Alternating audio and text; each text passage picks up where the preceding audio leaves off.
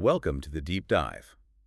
Ever start to think about how, I don't know, how a website or maybe an online ad makes you feel something? Mhm. Today, we're diving deep into this pretty fascinating world of sensory marketing, specifically in the digital age, and how it's really shaking up the online customer experience. It really is. It's a critical shift, I think. I mean, we're all swimming in this digital ocean of content, right? Right. And brands face this real challenge of just cutting through all that noise, forging genuine connections. It's tough. Our attention spans are, well. Yeah, pulled everywhere. Exactly. Hmm. So, okay, our mission today is to explore how some smart brands are moving beyond just telling you their story. They're actually trying to engage your senses online. We want to understand how tapping into sight, sound, and even like the imagination of touch, taste, and smell, Mm. how that can create these deeper emotional links. And make things stick, make those digital interactions really memorable for you. I mean, just think about your own experience scrolling online. How many websites, how many posts do you just fly past in a day? Too many to count. It's an overwhelming amount of visual stuff. So in that environment, making a real lasting impact, especially without any physical presence, that's a huge hurdle for brands. Okay, let's unpack this a bit. So, digital sensory marketing. It's basically trying to bridge that gap Yeah. between the physical and digital. Yeah, exactly. It's using the digital toolkit, all the things we have online, to give us a hint, a suggestion of an experience that goes beyond just, reading words and seeing pictures. Gotcha. Because at its heart, sensory marketing is about strategically engaging our five senses, right? Sight, sound, smell, taste, and touch. We know this from the real world. Like you said, the smell of coffee, the feel of fabric. Right, we're familiar with it there. But online, it has to take on new forms, innovative forms. We're talking really carefully crafted visual design, audio that sets a mood, language that really sparks your imagination, makes you almost taste or feel something, Yeah. and interactive bits that, go beyond just clicking a button. And this is where it gets really interesting, I think. The research we looked at, Hmm. it shows just how powerful our senses are. It's not just a subtle thing. No, not at all. Our brains actually process sensory info faster, more effectively than just words alone. It's like a more direct pathway. That's exactly right. Sensory cues have this sort of fast track to our emotions, to our memories. They create these really strong, often subconscious links. Associations, yeah. Yeah. And when a brand can tap into those senses effectively, even online, it just creates a much more memorable experience. And that significantly bumps up the likelihood of a real connection and, eventually a purchase. But, okay, we have to talk about the big challenge online. The sensory gap, as Yeah. you called it. You can't actually touch the product. Right. You can't smell it. You can't taste it through your screen. That's a massive limitation for e-commerce, surely.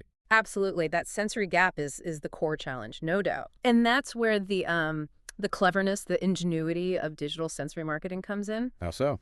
It's about skillfully crafting these narratives, these experiences, and using all the digital tools available to really light up the consumer's imagination, build that anticipation, that desire. Okay, this feels like a good point to bring in our case study. Rhode Skin by Hailey Bieber. Ah, Because for a brand that's, pretty much entirely online, yeah. they seem to be really nailing this sensory engagement thing. They really are a prime example. It's worth looking at how they tackle each sense. Okay, let's do it. Starting with sight. What jumps out immediately? Visually, Rhode is just incredibly intentional. It's all about that sleek, clean, almost hyper-minimalistic aesthetic. Lots of neutrals. Yeah, neutral tones, soft lighting, really high-def visuals. It's not just about looking pretty, though. It communicates something. Purity, maybe, calmness, a kind of understated sophistication. And that visual consistency everywhere. It builds this really recognizable feel, this emotional resonance. Okay, makes sense. But what about touch? That feels like the hardest one to fake online. It does, but they get remarkably close. They use those really high-quality close-up shots, dynamic videos. They really showcase the textures. Ah, so you see the creaminess, the glow. Exactly. The creaminess of a serum, the dewy finish, how smoothly it applies. And they back it up with language, specific phrases like butter on your skin. Uh-huh. Okay, yeah, that works. You can almost imagine the feeling. Right? It directly evokes that tactile sensation, that smoothness, that luxury. It's clever. Now, taste for skincare. How on earth do they manage taste? It's subtle, but it's there. They use these really descriptive product names and marketing lines that kind of hint at indulgence. Like the famous one. The glazed donut skin. Right. That phrase alone, It instantly makes you think of something delicious, a treat. Yeah. It triggers those taste-related memories, those emotions, even though you're obviously not tasting skincare. It creates this really positive, desirable mental link. Okay, I see that. Now, smell. Yeah. Another tricky one online. You can't, send a scent through Wi-Fi. Not yet, anyway. But Rhode manages to hint at the olfactory experience through descriptions, through their whole lifestyle imagery. No. They create this overall feeling of like fresh, clean beauty. They gently encourage you to imagine the light, pleasant scents you might associate with the products. It's suggestion, mostly, building that aspirational idea of the scent. Right, letting your brain fill in the gap. And finally, sound. How does a skincare brand use sound online? Well, look at their social media, the videos, the ads. They often use calming, sort of ambient music, Oh, okay. soothing voiceovers sometimes, maybe subtle background sounds like water or something gentle. It all adds to this overall sensory vibe of tranquility, self-care. It reinforces the whole emotional package. So when you put all those pieces together, sight, touch simulation, taste association, smell suggestion, soundscape, Rhode Skin has managed to build this digital brand that feels surprisingly tangible. Even without any physical stores, they're not just showing you stuff, they're inviting you to imagine, to almost feel and experience it, and ultimately to want it. And the reason this works so well, it's actually rooted deep in our brain's psychology. Sensory marketing, it talks directly to the limbic system. Which is the emotional center. Memory. Basically, yeah. Yeah. Put simply, it's the command center for emotions and memory formation. So when Rhode uses that glazed donut skin phrase with those glowy visuals, it's not just description, it's like creating a sensory anchor. Exactly, an anchor that makes the product more memorable, and it triggers a positive emotional response. That feeling of indulgence linked directly to the product. And for the actual customer experience, the CX, that's gold, right? Incredibly valuable. The stronger that emotional connection a consumer feels, the stronger the whole relationship with the brand becomes. It builds trust, it fosters loyalty. It gets people talking about it. Advocacy. Right, and sensory elements are fundamental in building those connections. They can evoke nostalgia, they build anticipation for getting the product, they spark curiosity, and yeah, foster that crucial emotional resonance. It also feels like this is just becoming more expected, as our online and offline lives get more tangled up. We kind of want more from digital stuff than just flat information. Precisely. We expect more immersive experiences now. And sensory marketing is key in bridging that perceived gap in e-commerce, that feeling of disconnect. Especially for certain types of products. Definitely. By simulating those real-world sensory experiences as best they can digitally, brands in sectors like, say, fashion, beauty, food, where touching, tasting, smelling has always been so important, they can create a much more satisfying, more engaging online experience. Okay, so this sounds great in theory. But for brands listening, thinking, okay, how do we actually do this? What are some concrete steps? We've got a 5+1 list of pro tips. Let's run through them. First up, and this is maybe obvious but crucial, high-quality visuals. Non-negotiable. Yeah, Investing in those really detailed close-up shots, high-definition videos, stuff that truly shows off textures, vibrant colors, movement. Think about a food brand showing steam rising off a hot dish. Or the weave of a fabric, yeah. Yeah. Okay, tip 1, great visuals. What's 2? Number 2. The power of descriptive language. Don't just list features. Use evocative, sensory-rich words that help your audience imagine the feel, the taste, the scent. Words like Silky smooth, zesty and refreshing, velvety soft, words that paint a sensory picture. got it. Number 3. Third is thinking about sound design. Using carefully chosen ambient music, maybe even those ASMR-style sounds in your videos, that can create a whole atmosphere, really enhance the sensory vibe you're going for. Like a travel brand using sounds of waves or a jungle. Exactly that. Makes it much more immersive.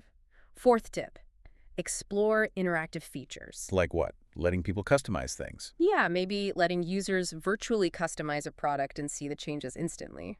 Or perhaps adding subtle sound cues when they click or interact. Little things that create a more engaging sensory feedback loop. Okay. Number 5. Tip 5 is embracing AR and VR experiences, augmented and virtual reality.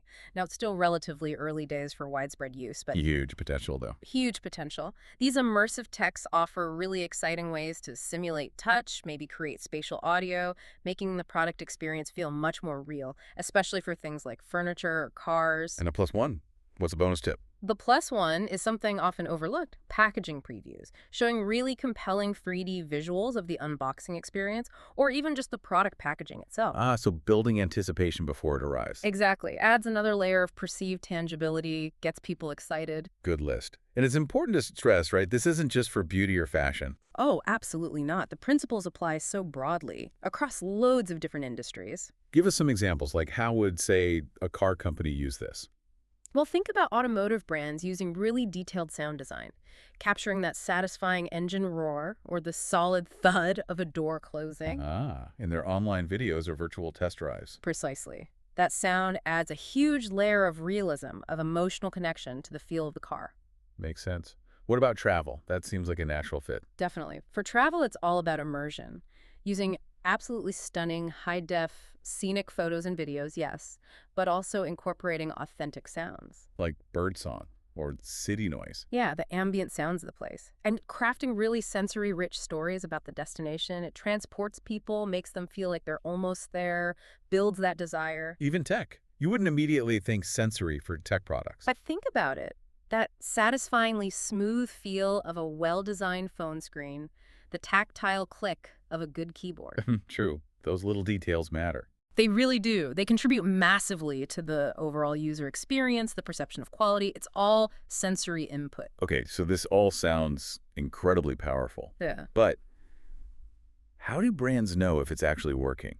How do you measure the impact of this sensory stuff on the customer experience? Yeah, that's the crucial question for any marketing spend, right? You need to track your KPIs, your key performance indicators. Like what specifically? Look at things like how long people are spending on your site, your bounce rate, are they leaving quickly, your conversion rates, obviously, engagement levels on social media, are people interacting with this sensory content, and then those really important longer-term metrics, customer retention, loyalty rates.